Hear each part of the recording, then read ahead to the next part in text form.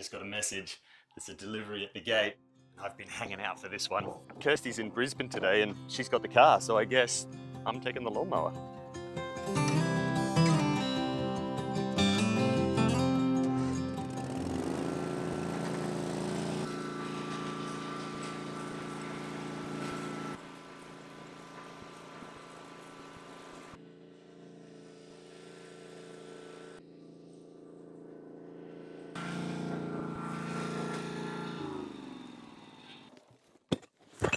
This is exciting. We'll take these back to the house, get them unboxed, and I'll show you what it's going to allow us to do. So I got this milling slabbing attachment for my chainsaw last year. I've made like one video about it and done maybe 3 logs, and then I just haven't had a need to use it. But I'm keen to get it going, and the one problem that I had with it was trying to get that first cut right. Now, I'd watched heaps of videos on using these things and everybody just said, oh, I use an aluminium ladder. My extension ladder, when you pull it apart, one part was only 2 meters long, and I want to be able to make timber, well, at least 2.4, right? I want to make sleepers. And so that was one of the reasons it's just kind of sat on the shelf. It's also the reason that when we ordered our chainsaw, we got the big Husky, the 585, and the big bar, 24-inch. So I kind of knew that slabbing, chainsaw slabbing was going to be part of our homesteading journey. And so this was the setup that we went for.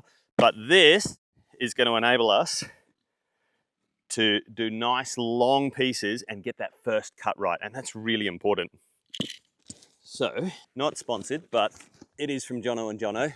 Pretty much get all our gear, chainsaw gear, yard, anything. I mean, just go and check them out. Yeah, they're online, delivery's awesome. Yeah, again, not sponsored, I just rate them. Ignore those piggies in the background, they lie. They cannot be hungry.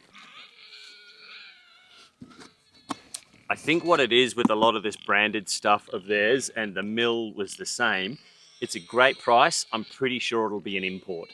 So they've obviously got an arrangement with somebody who's mass manufacturing this stuff overseas, probably China, and they've got a deal where they can rebrand. Look, the warranty's Australian, that's what I care about. No, I kind of wish that it was made here, but let's be realistic as well. I am going to feed them or they're going to wreck my audio.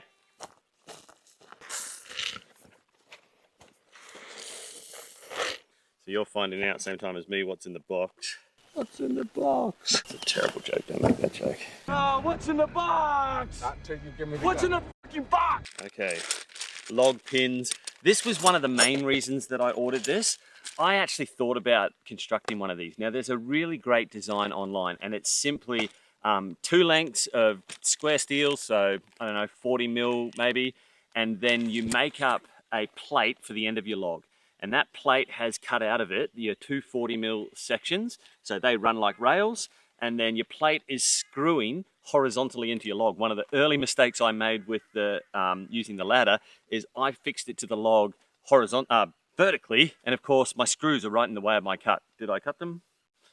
I don't remember. Maybe I don't want to confess. So yeah, having screws go in that way is definitely safer and super easy. It's 4 parts, 2 plates, 2 rails, away you go, first cut done. But I do like this system where there's these pins that fix the rail to the log across the length of the log. That's my understanding of how it works. Let's put it together and see if that's true. That's the other thing. This is aluminium, so I'm not lugging I'm already lugging heavy gear. Now, why did I buy 2 boxes? Because it's a 9-foot rail, and I just assume I'm gonna wanna be able to cut 18 feet. Now, what's that in meters? I'm going to say 6 meters. I know it's not quite right. It's exactly that. Like 3 meters might be enough, or 9 foot. But what if it's not? What if you need a 4 meter bit? What makes them pin together? Because this was the other thing, and I looked this up in the reviews, so I really hope it's true.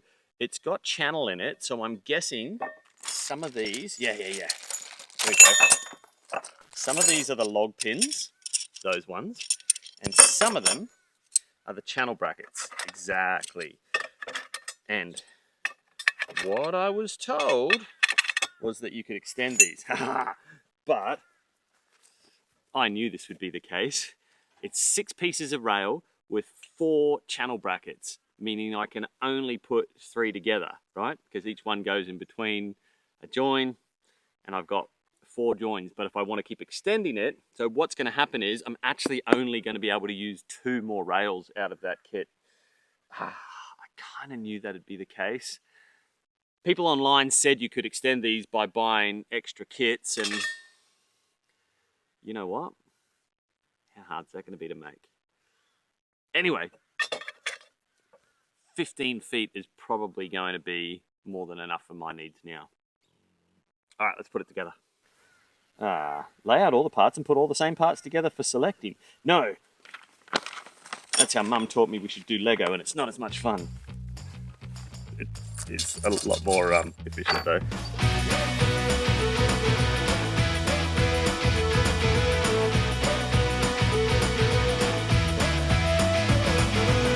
I'm probably not going to bore you with all of this because, you know, you've all had to go through the pain of an IKEA assembly before.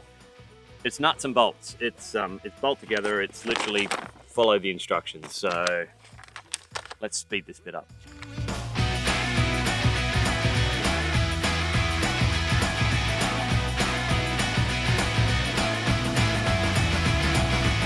That's the first one done. Initial thoughts before using it. I don't love these connections because there exists the possibility to get them wrong, because if you think about it, that type of connection, even if you butt them really hard up against each other and screw them in, it's still got an opportunity for a gap to open either side. And so I was looking down the length of the rail on that movement, and there was definitely bowing in it. But what I wasn't seeing was any kind of bow across that face of it, which I guess is where it's really important. And so maybe it's not going to matter. So yeah, maybe I get S-shaped rails, but on top, they're perfectly level. We're about to find out. I went to put this second one together and it was missing just a few of the nuts that it needs. I've got enough. I've got a 9-foot rail. So we need to go and find a 9-foot log to test this on. No, I need to change my chainsaw chain. So when you're ripping, so that is you're going with the grains, you want a rip cut chain. So a cross cut chain is what you're normally using because you're cutting across the log, across it that way if it's standing upright. A rip cut goes with the log, with the grains that way. So the teeth are on a 10-degree angle, you know, not so much like a 30. And the teeth are, I've got a skip tooth ripping chain as well. All right, let's swap the chain out, and it's probably going to need a sharpen. I stirred a little hornet's nest on that last video, didn't I? Why did I want to talk about that topic? Oh, do I want to talk about this now? Probably shouldn't.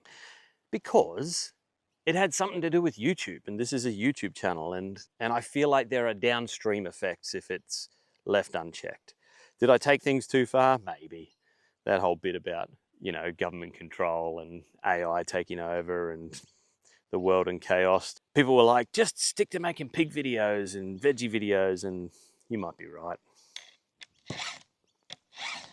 But it's hard for me as an educator to make a video about building a beehive or how to raise pigs without telling you why I'm doing it.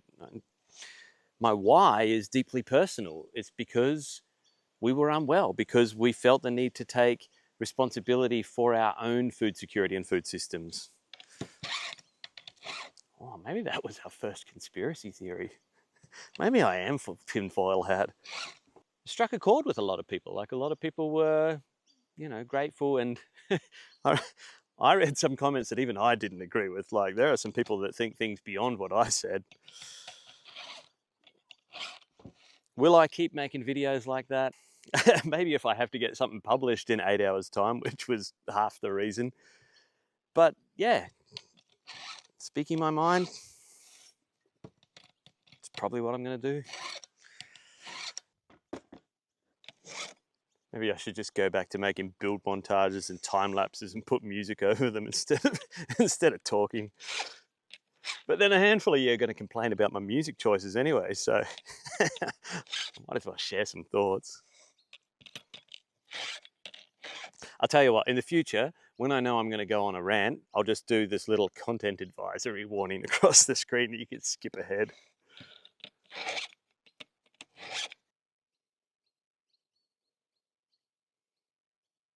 I bought 20 litres of this bar lube and it's gone kind of like mucusy. Stored in a proper container in the shed. I've just realized I don't have a log down. I don't have a tree down. I'm not really wanting to put one down. Oh, I know what I've got. I have a half a log.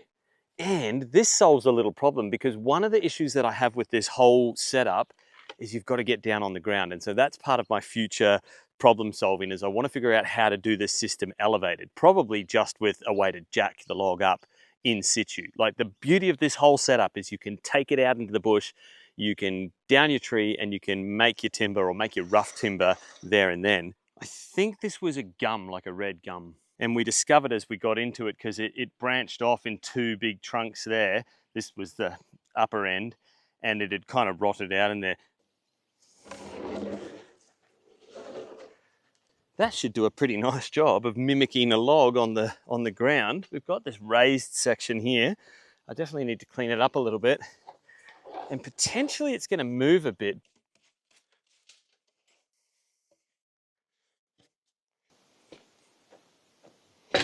Couple of things I want to change straight away. So the only thing that holds it to the log are these dogs. Then I've got these adjustments here, these screws, that allow me to set, I guess, the depth overall. The only thing hanging down lower than that, well, that's it. That'll be the lowest thing hanging down. Maybe the right move is we just skim a bit of that off to start with, and then we're going to be starting from a better position.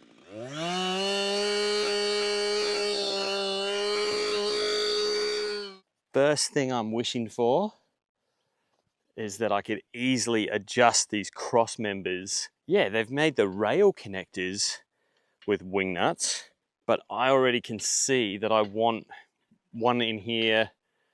Yeah, and that one's going to be there, but then that one's going the wrong way. Yeah, kind of wish they were a bit more easy to swap out. Okay, well, it's not impossible. And actually, to turn this dog around, we just need to do that. So that's kind of cool. Good. Happy.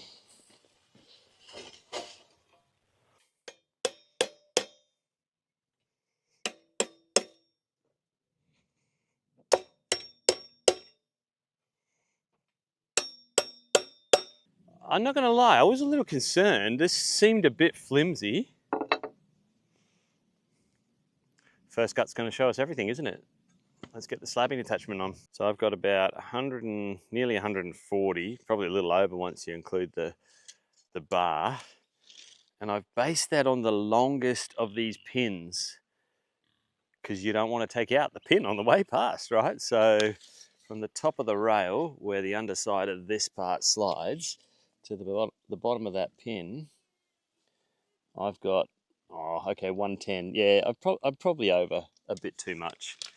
So what I say I'm at, 140. We can probably take off 30 mil. This thing is in inches, which is a little bit frustrating, because I don't know inches. I'm sure if you work in inches, it makes sense to you. I had somebody say that once. We got into an argument about, because I was calling them, you know, metric and imperial, until I saw Jesse from Stillet. If you are interested in brewing alcohol, you watch his channel, and he calls them freedom units. He's a Kiwi, but, you know, to kind of get along with his American audience, I guess. That was at 5.5 inches, so we'll take an inch off, bring it down to 4.5. Half an inch is about 13 mil, 4 inches is 100. It's going to put us just over the 110. So yeah,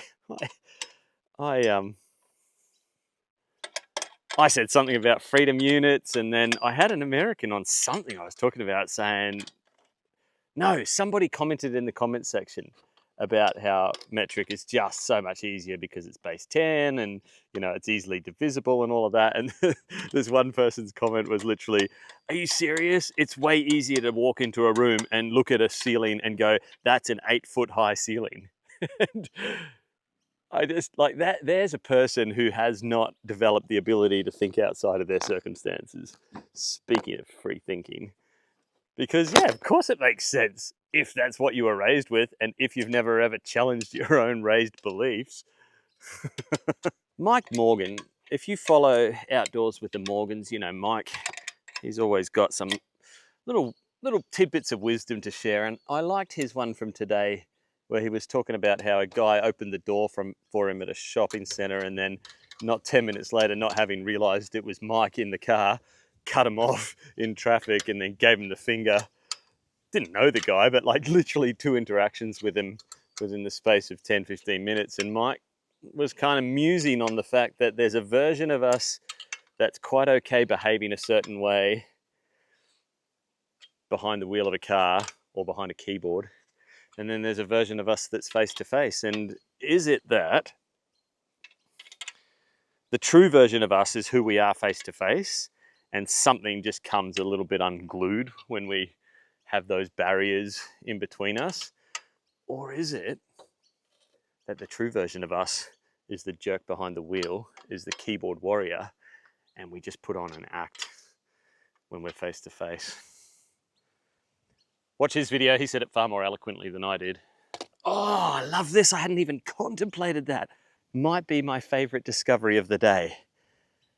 When I was previously doing this, I didn't have room for overhang on the rails because I was using every bit of rail I could. And so your first entry into the cut was where the rail started. But now I'm entering the cut here.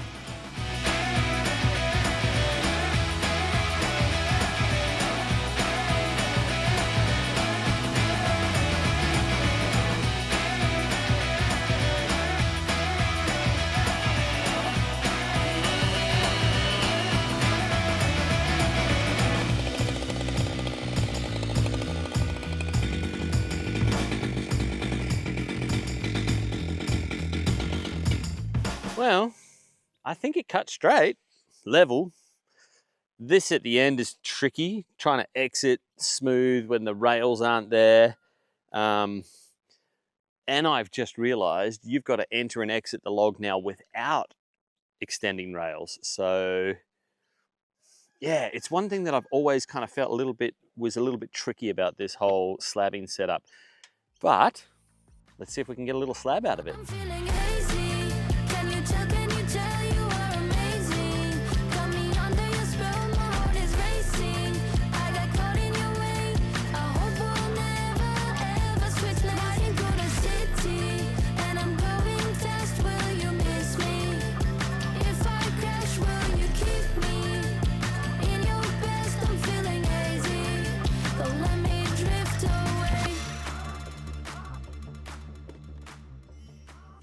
A perfectly usable bit of 1.5" or 40mm slab. So what could I do with this next? Okay, if I had a table saw and a thicknesser, we could run that through there next, but that's totally usable. We could definitely make something out of that. So I don't know why that worked better running on the back of the bar, on the upside of the bar. My first cut through, now they were both brand new sharpened chains. My first cut through, cutting off the top of the log, went through no worries at all forwards. And then doing this slab, I don't know, what is it? Something, you who have used like chainsaw mills before or similar, am I pinching? What's going on? Just, it felt like as I was pushing, like I could rotate it that way and get a little bit of cut that way. And then when I would try and pull back this way, it wasn't going anywhere. And so, yeah, you'll see a lot of that. Wow, look at that actually. Man, we've gouged out a bit there. Something went wrong there. So I think I'm going to find on the underside something matching that. Oh, no, not horrible. Yeah, what's the trick? I mean, I'm pretty happy. Once I turned that around and worked out that I could push it backwards, I was a little bit nervous about that because obviously I got the meaty side of the blade, the chain facing my guts, but you feel kind of protected with that whole milling attachment on the bar. So I'm pretty happy. All right. Next step, we've got to down some trees because I reckon we've got some sleepers and posts to make. Well, that's going to do it for now. Pigs are telling me I'm way overdue, so I better go and feed them. We'll see you next time.